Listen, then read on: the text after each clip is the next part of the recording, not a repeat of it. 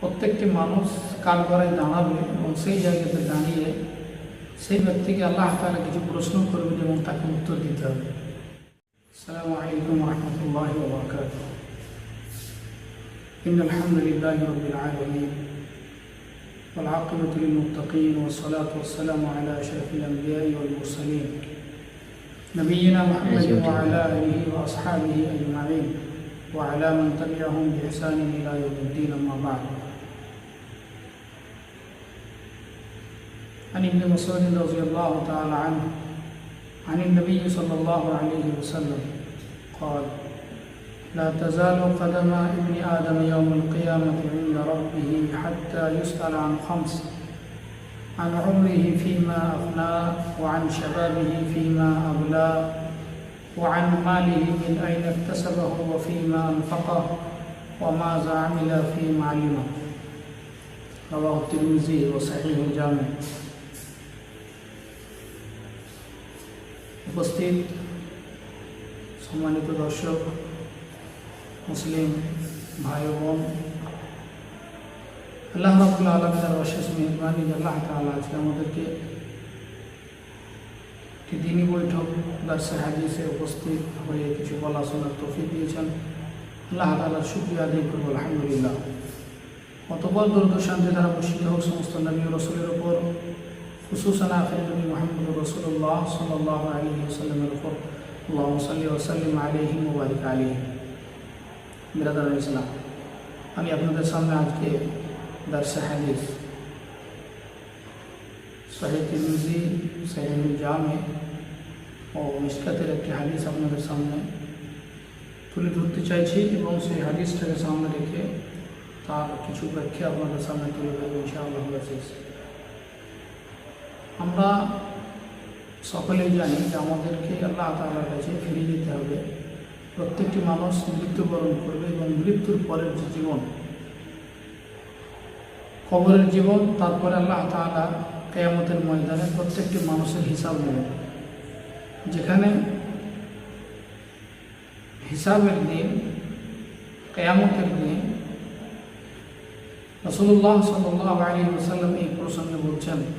ইবনে মাসউদ রাদিয়াল্লাহু তাআলা আনহু, খ্যাত সাহাবী, হাদিসটি বর্ণনা করছেন যে রাসূলুল্লাহ সাল্লাল্লাহু আলাইহি ওয়াসাল্লাম বলেন: লা তাযালু কদামা ইবনে আদম ইয়াউমাল কিয়ামাতি ইনদা রাব্বিহি। প্রত্যেকটি আদম সন্তানের কিয়ামতের দিনে বিচারের ময়দানে কাঠগড়া থেকে পা নড়বে না ততক্ষণ পর্যন্ত, যতক্ষণ পর্যন্ত হাত্তা ইউসআলা আন খামস, তাকে 5টি প্রশ্ন না করা হবে। এখানে বিষয়টি ভাবি যে এমন একটা পরিস্থিতি, এমন একটা সময় মানুষের সামনে সেই দিন আসবে যে প্রত্যেকটি মানুষকে কিয়ামতের ময়দানে কাঠগড়ায় দাঁড়াতে হবে এবং দাঁড়িয়ে আল্লাহ তাআলার সামনে হিসাব দিতে হবে। এবং বান্দার পা ততক্ষণ পর্যন্ত নড়বে না যতক্ষণ পর্যন্ত 5টি প্রশ্নের উত্তর না দিতে পারবে। রাসূলুল্লাহ সাল্লাল্লাহু আলাইহি ওয়াসাল্লাম এই প্রসঙ্গে বলেন: আন উমরিহি ফীমা আফনা। আল্লাহ তাআলা প্রশ্ন করবেন তার বয়স, তার জীবন সম্পর্কে প্রশ্ন করা হবে। আন উমরিহি, তোমাকে যে বয়স দেওয়া হয়েছিল, তোমাকে যে জীবন দেওয়া হয়েছিল, ফীমা আফনা, সেই জীবনটাকে, সেই বয়সটাকে তুমি কোন কাজে লাগিয়েছ। আমরা ভাবি, প্রত্যেকটি ব্যক্তি নিজের জীবনের অডিট করি, প্রত্যেকটি ব্যক্তি নিজের আত্মার সমীক্ষা করি যে আমি আমার জীবনে কি উপার্জন করলাম, আমি আমার জীবনে কি হাসিল করতে পেরেছি, আমার গত দিনে যে দিনগুলোকে আমি পার করেছি এবং আমি আমার এই জায়গাতে এসে উপস্থিত হয়েছি, আমি কী করতে পারলাম। সাধারণভাবে আমরা যদি দেখি তাহলে কিছুই খুঁজে পাবো না।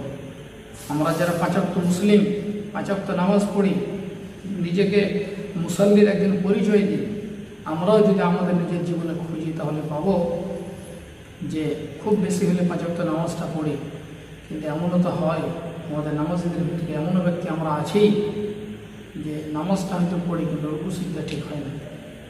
রুকু সিজদা ঠিক মতো হয় না, দোয়া ঠিক মতো পড়তে পারি না। দোয়া যদি কারো মুখস্থ আছে তো অর্থ বোঝা নেই, যদি ওই দিকটা আছে তো সঠিক উচ্চারণ নেই, এক কথায় ত্রুটি এবং ভুলে ভর্তি আমাদের জীবন। এরপরেও আজকে আমরা আমাদের জীবনটাকে নিয়ে ভাবতে শুরু করি, আমাদের জীবন কোন কাজে লাগছে এবং কোন কাজের মাধ্যম দিয়ে আমাদের জীবনের সময়গুলো শেষ হচ্ছে, এই বিষয়ে আমরা সজাগ নই। আল্লাহ তাআলা কাল কিয়ামতের ময়দানে প্রশ্ন করবেন এবং সেই প্রশ্নের উত্তর আমাদের প্রত্যেকটি ব্যক্তিকে দিতে হবে। যতক্ষণ পর্যন্ত প্রশ্নের উত্তর না দিতে পারবো ততক্ষণ পর্যন্ত আমাদের পাগুলো নড়বে না। আমরা ভাবতে শুরু করি, আজকে আমার বয়স 30, কারো 25, কারো 40, কারো উপরে কারো নিচে। এরই মধ্যে দিয়ে আমরা আমাদের নিজের জীবনে কী করতে পেরেছি, আমি আমার জীবনে কি সঞ্চয় করলাম এবং গত দিনে আমি আমার সময়গুলোকে কোন কাজে লাগিয়েছি। আল্লাহ রাব্বুল আলামিন যখন প্রশ্ন করবেন তো সেই দিন উত্তর দেওয়ার মতো ক্ষমতা এবং সেই দিন উত্তর দেওয়ার মতো পরিস্থিতি আমার হবে কি না, আমাকে দুনিয়াতে আজকে ভাবতে হবে। আজকে আমরা আমাদের নিজের জীবনটাকে নিয়ে ভাবতে শুরু করি, ইনশাআল্লাহ তাআলা আমাদের জীবনের ভিতরে পরিবর্তন আসবে এবং কাল কিয়ামতের ময়দানে আমাদেরকে আফসোস করতে হবে না, সেদিন হতাশা হতে হবে না, সেদিন একটা বিশ্বাস থাকবে, একটা ইতমিনান থাকবে আমাদের ভিতরে যে আমি জীবনে কিছু করেছি এবং আল্লাহ রাব্বুল আলামিনের কাছে দুনিয়াতে ক্ষমা চেয়েছি, মাফি চেয়েছি, ক্ষমা প্রার্থনা করেছি। আল্লাহ তাআলার কাছে নিজের গত দিনের যে ভুল, যে ত্রুটি, সেগুলোকে আল্লাহ তাআলার কাছে মাফ করাতে পেরেছি। আমাদের জীবনের সময়গুলো কোন জায়গাতে কাটছে। দ্বিতীয় প্রশ্ন হবে ওয়ান শাবাবিহি ফীমা আবলা। এই নওজোয়ান যুবক বয়সটাকে তুমি কোন কাজে লাগিয়েছ? জীবনের সবথেকে গুরুত্বপূর্ণ এবং মূল্যবান সময় যেটি, যে সময় মানুষ চাইলে সব কিছু করতে পারে, তার বিপ্লব আসবে জীবনের প্রত্যেকটি মুহূর্তে, প্রত্যেকটি জায়গাতে যা কিছু করবো ইচ্ছা করবে সে করতে পারবে, সেটা হচ্ছে তার যৌবনকাল, তার যুবক বয়স। ওয়ান শাবাবিহি ফীমা আবলা, জীবনের সব থেকে গুরুত্বপূর্ণ সময় যেটি সেটা হচ্ছে তার যৌবনকাল, তার যুবক বয়স। কিন্তু আমরা সেই যুবক বয়সে শরীয়ত পরিপন্থী কাজগুলোকে ছেড়ে দিয়ে শরীয়ত বহির্ভূত কাজে লিপ্ত থাকি, এটা আমাদেরকে ভাবতে হবে। সম্মানিত দর্শক, বিশেষ করে আমি নওজোয়ানদেরকে এবং যুবকদেরকে বলছি যে আমরা ভাবতে শুরু করি যে আমি আমার নিজের যৌবনটাকে কোন কাজে লাগাচ্ছি। আজকে আমাদের যুবকেরা তাসের আড্ডায়, মদের আড্ডায়, জুয়ার আড্ডায়, এখন বর্তমান সময় চলছে তো IPL-এ, আরও বিভিন্ন খেলাতে এবং টিভিতে, ফেসবুক, হোয়াটসঅ্যাপ, টুইটার, আরও বিভিন্ন মাধ্যম দিয়ে আমরা সময়টাকে নষ্ট করছি। আল্লাহ রাব্বুল আলামিন যেদিন প্রশ্ন করবেন কাল কিয়ামতের ময়দানে কাঠ করাতে দাঁড় করিয়ে, সেদিন উত্তর দেওয়ার মতো কি আমার কাছে আছে, কি সংগ্রহ করতে পেরেছি। আল্লাহ রাব্বুল আলামিন প্রশ্ন করবেন, সে প্রশ্নের উত্তর দেওয়ার মতো কি উপার্জন করেছে। ক্ষমতা আছে, আল্লাহ তাআলার সামনে দাঁড়াতে হবে, মাথা উঁচু করে দাঁড়াতে পারবো, এই ভাবনাটুকু একবার ভেবেছি। আমাদেরকে ভাবতে হবে হাতে সময় খুব কম, আমাদের যৌবনকালটাকে আল্লাহ তাআলার দ্বীনের পথে লাগাতে হবে। একজন বীর মুজাহিদ হিসেবে আমাদের নিজের জীবনটাকে গড়তে হবে। যদি আমরা গড়তে পারি ইনশাআল্লাহ তাআলা আমাদের জীবন সফল। তৃতীয় প্রশ্ন হবে ওয়ান মালিহি মিন আইনা ইকতাসাবাহু, তুমি মাল কোন জায়গা থেকে সঞ্চয় করেছো, উপার্জন কীভাবে করেছো, কোন জায়গা থেকে উপার্জন করেছো। লোককে ধোকা দিয়ে, চুরির মাধ্যম দিয়ে, মিথ্যা কথা বলে, লোকের সাথে বেঈমানি করে, বাটপারি করে কিভাবে তুমি মাল উপার্জন করেছো, কামিয়েছো। ব্যবসা বিজনেস ওখান থেকে কিভাবে কামিয়েছো, উপার্জন কিভাবে করেছো, এটা আল্লাহ রাব্বুল আলামিন প্রশ্ন করবেন। এরপরে আল্লাহ তাআলা আবার প্রশ্ন করবেন সেই মাল সম্পর্কে, সেই ধন সম্পদ সম্পর্কে। ওয়াফীমা আনফাকাহু, কোথায় খরচ করেছো। এ বিষয়ে আজকে বলা যায় তো আমাদের জীবনে তো হাহাকার, অভাব, অনটন একের পর এক চলে আসছে। আমরা সেগুলো থেকে এমনভাবে জড়িত হয়েছি যে বের হওয়ার রাস্তা খুঁজে পাচ্ছি না। এর মূল কারণ হচ্ছে আমাদের জীবনের ফলাফল এবং আমাদের জীবনের চলাফেরা রং ঢঙের সাথে ইসলামের যে বাস্তবতা সেটা নেই। বাস্তব জীবন যেটা ইসলামের যে চিন্তাধারা, ইসলামের যে আইডিওলজি, সেগুলোকে আমরা দূরে সরিয়ে দিয়ে আমরা নিজের মন মতো জীবনযাপন করতে শুরু করেছি, হালাল হারামকে না ভেঙে এবং হালাল হারাম এর সাথে সবকে গোড় মিশাল করে জড়িত করে আমরা দুনিয়াতে জীবনযাপন করছি। এবং মাল, ধন, টাকা পয়সা কামানোর সময়, উপার্জন করার সময় ব্যবসা বিজনেসের যখন আমরা লেগে পড়ি এবং ব্যবসা বিজনেস করি, তখন আমরা এই বিষয়গুলোকে ভাবি না। এরপরে আমরা যখন মালটাকে খরচ করি, অর্থটাকে ব্যয় করি, তখন এটা ভাবি না যে আমি কোন পথে খরচ করলাম। যেই পথে খরচ করলে আল্লাহ তাআলা নারাজ হবে, যেই পথে খরচ করলে শয়তানের খাতায় আমার নাম লেখা হবে, সেই পথগুলোতে খরচ করি। কিন্তু দিনের পথে মসজিদ নির্মাণের জন্য, মাদ্রাসা নির্মাণের জন্যে, কোনো গরিব, ইয়াতীম, মিসকিন, অসহায়ের পাশে দাঁড়ানোর জন্যে, সামাজিক কোনো সুব্যবস্থা নেওয়ার জন্যে, এক পথে দিনের পথে খরচ করতে, যেই পথে খরচ করলে আল্লাহ রাব্বুল আলামিন কাল কিয়ামতের ময়দানে দিবেন, এই পথে খরচ করতে বড় ব্যথা, সেই সময় খরচ করতে খুব বড় মনে হয়। জুমার দিনে 5টি টাকা পকেট থেকে বের করে দিব যে আজকে 5টি টাকার বিনিময়ে মাত্র 1 কাপ চা পাওয়া যায়, অথচ আমরা চায়ের দোকানে বসে এখানে ওখানে বসে এই সময়টাকে নষ্ট করছি, জীবনের মূল্যবান সময়টাকে নষ্ট করছি। নওজওয়ান যারা, তারা আমাদের এই নওজওয়ান কালটাকে এবং সেই সময়টাকে কোন জায়গাতে লাগাচ্ছি, এটা আমাদেরকে ভাবতে হবে। মালধন টাকা পয়সা কোথা থেকে উপার্জন করছি এবং কোথায় খরচ করছি, এটা আমাদেরকে ভাবতে হবে। এবং সেই ভাবনা ভেবে আমাদেরকে সজাগ হতে হবে এবং আল্লাহ রাব্বুল আলামিনের দেওয়া বিধান অনুসারে জীবনযাপন করতে হবে। শেষ প্রশ্ন আল্লাহ রাব্বুল আলামিন করবেন, ওমা আমিলা ফীমা আলিম। বহু শুনেছিলেন, বহু জ্ঞান অর্জন করেছিলেন, বক্তব্য শুনে, জুমার খুতবা শুনে, আলোচনা শুনে, জালসা জুলুস শুনে কি করেছো? সেই বক্তব্যটাকে, সেই শিক্ষাটাকে, সেই জ্ঞানটাকে কোন কাজে লাগিয়েছ? আল্লাহ রাব্বুল আলামিন প্রশ্ন করবেন। এই পঞ্চম প্রশ্নের উত্তর আমাকে দিতে হবে। আমরা ভাবতে শুরু করি, আমরা ভাবছি যে এখন আমার সময় আছে, বয়স আছে, আমি কাজ করব। আমরা কেউ বলি না, খুব কমই এমন মানুষ আছে যারা আমরা বলি যে এখন আমার নামাজের বয়স, আমার সলাতের বয়স, আমার রোজার বয়স হয়নি। এটা খুব কমই লোক বলি, কিন্তু এটা মুখে না বললে অন্তরে আছে। কিন্তু আমরা দেখতে পাই বর্তমান পরিস্থিতিতে আমাদের সামনে প্রত্যেকটি বিষয় খুবই সুন্দরভাবে স্পষ্ট এবং আমাদের সামনে সব স্পষ্ট হয়ে যাচ্ছে যে আমরা যখন রাস্তাঘাটে চলাফেরা করি, দুর্ঘটনায় কত মানুষ মারা যায়। রাস্তাতে চলতে চলতে বাড়ি থেকে মানুষকে বেরিয়েছিল একটা বড় আশা নিয়ে, আকাঙ্ক্ষা নিয়ে, যেমন কোন জায়গায় পৌঁছাবো, এই কাজটি করবো, কিন্তু দেখা গেল সে বাড়ি থেকে বের হওয়ার পর আর ফিরে আসতে পারলো না। অর্থাৎ নওজওয়ান সে আদৌ ভাবেনি এবং কেউ চায় না যে তার মৃত্যুর সময় সে ওই সময় এবং ওই মুহূর্তে এবং ওই পরিবেশে মারা যাক, কেউ চায় না। কিন্তু তার ভাবনা, তার চলাফেরা, তার রংঢং সেটা হয়ে যায় এবং সেই জায়গাতে তাকে মরতে হয় এবং তার শেষ নিঃশ্বাসটা সেই জায়গাতে হয়। এটা আমরা আদৌ ভাবি না। মানুষ, বিশেষ করে নওজওয়ানরা শরাব পান করছে, শরাব পান করতে করতে কত মানুষ এমন অবস্থায় মারা যাচ্ছে যে শরাবের নেশার অবস্থায় থেকে সে জান হারিয়ে যাচ্ছে, তার জান সেখানে শেষ। শরাব চালিয়ে গাড়ি চালাচ্ছে শরাব পান করে এবং শরাবের অবস্থাতে গাড়ি চালানোর কারণে অ্যাক্সিডেন্ট হয়ে মারা যাচ্ছে। কত দুর্ঘটনা ঘটছে। কেউ ড্যান্স করছিল বারে গিয়ে, ক্লাবে গিয়ে, নাইট ক্লাবে গিয়ে ড্যান্স করছে, গান গাইছে, ওই গান গাওয়া অবস্থাতে মানুষ মারা যাচ্ছে। নিউজের রিপোর্টার যারা কথা বলছে, বলতে বলতে মারা যাচ্ছে। কোনো আলেমে দিন বক্তব্য রাখছেন, মুহাজারা দিচ্ছেন, মানুষের সামনে একটা বিষয়কে তুলে ধরছেন, ঠিক ওই মুহূর্তে হঠাৎ করে হার্ট অ্যাটাক হচ্ছে। এই বিভিন্ন দিক দিয়ে আমাদের সামনে এই দুর্ঘটনাগুলো ঘটছে, এরপরে আমরা সজাগ হচ্ছে। আমরা আমাদের নিজের জীবনটাকে নিয়ে ভাবতে এখনো পর্যন্ত শুরু করছি না। এটা আমাদেরকে শুরু করতে হবে, ভাবতে হবে।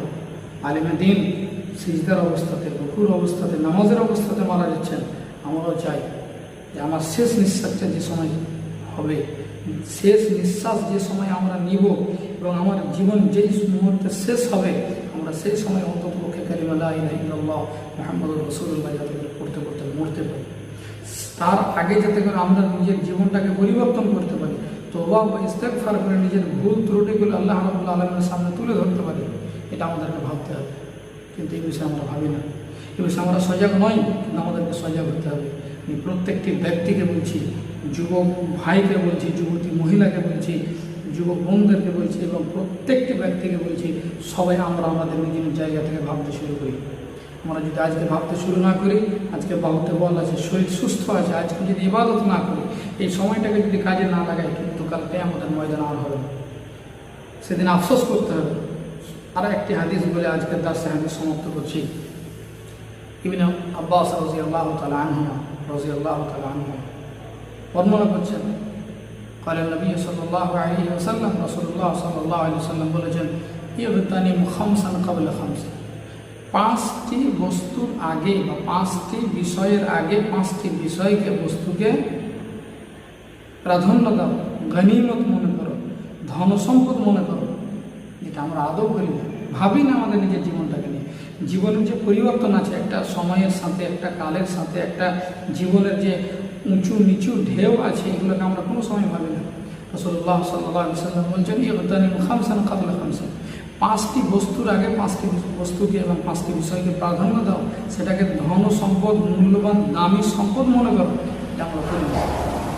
সিহাতাকা ক্বাবলা সাকামিক, অসুস্থ যখন হই তখন ভাবি এ করবো, যদি আমাকে দেখতে আসে, আমাকে সুপরামর্শ দেয়, তোমরা ইস্তেগফারের কথা বলে আল্লাহ তাআলার কাছে ক্ষমা চাইতে বলে, তখন আমরা মনে করি, ভাবি। কিন্তু সুস্থ শরীরে আমরা ওই সময়টাকে আল্লাহ তাআলার দিনের কাজে লাগাই না। সুস্থ যখন থাকি তখন আল্লাহর কাজ করি। সুস্থ যখন থাকি, আমার শরীরে যখন বাহুতে যখন বল থাকে, তখন সেই সময়টাতে আল্লাহর রাস্তায় কুরবানি করি না। তখন সাজদায় পড়ে আল্লাহ তাআলাকে বলি না। তখন রুকু করতে পারবো কিন্তু করি না। তখন নামাজ পড়তে পারবো, লম্বা লম্বা তেলাওয়াত করতে পারবো কিন্তু করি না। এটা আমাদেরকে ভাবতে হবে। অসুখে পড়ছি তখন হয়তো ভাবছি, কিন্তু সে সময় চাইলেও তো পারবো না। আমরা আমাদের জীবনের সেই সময়গুলোকে মূল্যবান সম্পদ হিসেবে আমরা গ্রহণ করি এবং সেই সময়গুলোকে দিনের পথে কাজে লাগাই এবং এইভাবে আমরা আমাদের নিজের জীবনটাকে আগে বাড়াই। এরপরে শাবাবাকা ক্বাবলা হারামিক, এই যে যৌবনকাল, এই যৌবনকালটাকে একটা দামি সম্পদ মনে করতে হবে। বার্ধক্যের আগে আগে যৌবন অবস্থাতে যে কাজটি হবে বৃদ্ধ বয়সে হবে, কিন্তু আমরা এটা ভেবে নিয়েছি যৌবনকালে আমরা মজ মস্তি আমোদ ফুর্তি করবো, যখন বয়স হবে তখন আল্লাহ বিল্লাহ করবো, মসজিদ ধরে দেবো। তখন যেহেতু মাঠে যেতে পারবো না, ঘাটে যেতে পারবো না, আরও কাজকর্ম করতে পারবো না, ব্যবসা বাণিজ্য দেখার আর সময় থাকবে না, ফুরসত থাকবে না, স্মরণ শক্তি ঠিক থাকবে না, তখন আমরা যাব। কিন্তু যেই সময় গেলে লাভ হবে, যেই সময় যাওয়ার কথা বলা হয়েছে, উদ্বুদ্ধ করা হয়েছে মানুষকে যে তুমি তোমার যৌবন অবস্থাতে করে নাও যা কিছু সঞ্চয় করো, তুমি তোমার যৌবন অবস্থাকে গনিমত মনে করো, একটা সম্পদ মনে করো এবং এই মূল্যবান দামি সম্পদটাকে তুমি কাজে লাগাও বার্ধক্যের আগে আগে। কিন্তু আমরা সেটা করি না।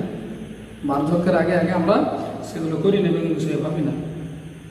অগিনাকা ক্বাবলা ফাকরিক, মালধন টাকা পয়সা যখন আমার কাছে থাকে তখন আমরা দাম ধান করি না। যখন চলে যায় তখন ভাবি। এমন সময় হয় আমার হাতে এখন আছে, আমি এখন করলাম না। কখন করব? যখন শেষ অবস্থা আমার আসবে, মৃত্যু কাছে আসবে, তখন করব। তখন আর আমার হাতে থাকবে না, আমার ছেলেদের হাতে। না হলে এমনও সময় হয় যে আমি মরতে বসেছি, যখন আমার মরা অবস্থা, সেই সময় আমি ভাবছি, এবার আকাঙ্ক্ষা প্রকাশ করছি যে আমার বাড়ি গাড়ি যা আছে সব আল্লাহর পথে কুরবানি করে দেবো, আল্লাহর পথে খরচ করে দেবো। কিন্তু এটা নেওয়া হবে না, এটা কবুল হবে না সেই মুহূর্তে।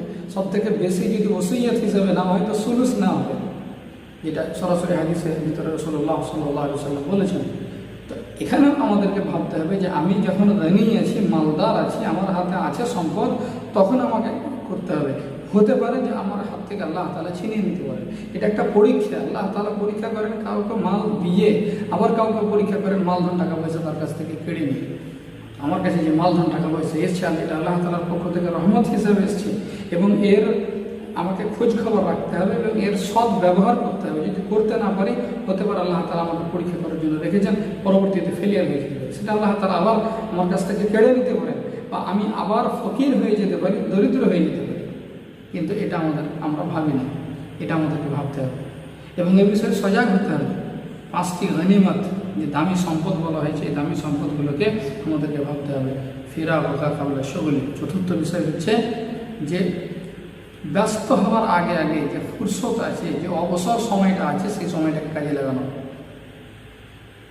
আমরা প্রত্যেকটি ব্যক্তি অবসর যেটুকুই সময় পাচ্ছি আমরা দিনের ভিতরে, রাত্রির ভিতরে, 2 রাকাত নামাজ পড়ে হোক, সুবহানাল্লাহ বলে হোক, আলহামদুলিল্লাহ বলে হোক, আল্লাহ তাআলার জিকির আজগার করে হোক, নেক কাজ করে হোক, যেটুকুই পারি এই অবসর সময়টাতে আল্লাহ রাব্বুল আলামিনকে রাজি এবং খুশি করা, এই অবসর সময়টুকুকে আল্লাহর পথে কুরবানি করা, আল্লাহর ডাকে সাড়া দিয়ে আল্লাহ তাআলার বিধানকে মানা, এই আমলটা আমাকে করতে হবে ব্যস্ত হওয়ার আগে আগে। কিন্তু ব্যস্ত যখন হয়ে যায় তখন আমরা এটা আফসোস করি, বলি। আমাদেরকে কেউ সালাতের কথা বললে, কেউ সিয়ামের কথা বললে, কেউ আরও ইবাদতের কথা বললে, তখন আকাঙ্ক্ষা প্রকাশ করি তার সামনে এবং বলি যে এটা চাইছি কিন্তু ব্যস্ত পাচ্ছি না। কিন্তু যখন আমি ফুরসতে ছিলাম, যখন আমার অবসর ছিল, যখন আমি চাইলে করতে পারতাম, তখন কিন্তু করিনি। ওটা একটা সময় আমরা হাতছাড়া করেছি, একটা দামি সম্পদ ছিল, সেটাকে আমরা হাত থেকে ছেড়েছি এবং তার যে সম্মান, তার যে রক্ষা করা আমাদের দায়িত্ব কর্তব্য ছিল, সেটা থেকে আমরা হাত ধুয়ে বসেছি। এরপর আল্লাহ রাব্বুল আলামিন প্রশ্ন করবেন, বা এই প্রশ্নটা আমাদের জীবনের সাথে জড়িত আছে, হায়াতাকা ক্বাবলা মাউতিক, মৌত আসার আগে আগে তুমি তোমার জীবনটাকে আল্লাহর পথে লাগিয়ে নাও। তুমি তোমার জীবনটাতে, তোমার জীবনকে দিয়ে আল্লাহ রাব্বুল আলামিনের কাছ থেকে কিছু অর্জন করে নাও। গনিমত মনে করো, দামি সম্পদ মনে করো, তোমার জীবনটাকে যতক্ষণ বেঁচে আছো এর ভিতরে কিছু কামাই করো, কিছু সঞ্চয় করো, তোমার জীবনটাকে আল্লাহর পথে কাজে লাগিয়ে দিয়ে তুমি তোমার নিজের জীবনটাকে ধন্য করো। এটা আমরা বলি না। আমার শরীরে বহুত বল আছে, আমি আজকে নৌজওয়ান, আজকে যুবক, আজকে আমি যুবতী, চাইলে বহুত কিছু করতে পারবো, কিন্তু শিখি না, শরীয়তের ধারে কাছে তখন যাইনি। যখন আমার বয়স শেষ তখন আমরা অনেক কিছু ভাবতে শুরু করি। ভাই বন্ধুগণ, সম্মানিত দর্শক, ভাই বোন, বাবাজি, প্রত্যেকটি ব্যক্তি আমরা ভাবতে শুরু করি, এবং যে দামি সম্পদ আমাদের জীবনের ভিতরে আল্লাহ তাআলা রেখেছেন, এক একটা মুহূর্তে, এক একটা সময়, এক একটা কাল, এবং এর উঁচু নিচু, এরই ভিতর দিয়ে যে বিভিন্ন সময়কে আল্লাহ তাআলা একটা সম্পদ হিসাবে ঘোষণা করেছেন, সেগুলোকে ভাবতে শুরু করি। এবং সেই সাথে সাথে কাল কিয়ামতের ময়দানে আল্লাহ রাব্বুল আলামিন হিসাব নেবেন, সেই হিসাবের ব্যাপারে একটু সজাগ হই। ইবনে ওমর রাদিয়াল্লাহু তাআলা আনহুমা একটা কওল নকল করেছেন, যেটা একটা আসার হিসাবে মুসান্নাফ ইবনে আবি শাইবাতে আবু নাঈম আসফাহানি রাহিমাহুল্লাহ আলাইহি ওটাকে নকল করেছেন যে হাসিবু ক্বাবলা আন তুহাসাবু, তোমরা তোমাদের হিসাব শুরু করো, তোমাদের হিসাব নেওয়ার আগে আগেই। অর্থাৎ আমরা প্রত্যেকটি ব্যক্তি জানি যে আমাদের মৃত্যু হবে, এবং মৃত্যুর পরে কাল কিয়ামতের ময়দানে আল্লাহ রাব্বুল আলামিন হিসাব নেবেন। তাহলে সেই দিন হিসাব নেবেন, তার আগে আগে আমাকে আমাদের নিজের হিসাব করতে হবে, আমাকে আমার নিজের হিসাবটার ব্যাপারে সজাগ হতে হবে, আমাকে আমার নিজের হিসাবটাকে একটু নিয়ে ভাবতে হবে, নিজের আত্মাকে সমীক্ষা করতে হবে, এবং আমাকে নিজের জীবনটাকে নিয়ে বাঁচতে হবে, আল্লাহর পথে কুরবানি করতে হবে। এই ভাবনাটা যেটা আমাদের ভিতরে থাকে, ইনশাআল্লাহ তাআলা আমরা আমাদের নিজের জীবনটাকে নিয়ে কামিয়াব হতে পারবো। শেষে এতটাই বলব যে আমরা ভাবতে শুরু করি এবং আল্লাহ তাআলার সামনে দাঁড়িয়ে হিসাব কিতাবের জন্য প্রস্তুতি গ্রহণ করি। আল্লাহ তাআলা আমাদের জীবনের ভিতরে যে দামি সম্পদগুলোকে রেখেছেন, এই সময়গুলোকে এবং যে সিস্টেমগুলোকে, সেগুলোকে নিয়ে আমরা ভাবি, এবং তার ব্যাপারে সজাগ হয়ে একজন প্রকৃত মুসলিম হিসেবে, একজন দায়িত্বশীল হিসেবে, একজন প্রকৃত মুমিন হিসেবে আমাদের দায়িত্ব পালন করি। আল্লাহ আমাদের সকলকে বলা শোনা ও বুঝাতে আমার করা তৌফিক দান করেন। আমিন। আকুলু কওলি হাযা ওয়া আস্তাগফিরুল্লাহ লি ওয়া লাকুম ওয়া লিসাইরিল মুসলিমিন ফাস্তাগফিরুহু ইন্নাহু হুয়াল গফুরুর রহিম। আসসালামু আলাইকুম ওয়া রাহমাতুল্লাহি ওয়া বারাকাতুহু।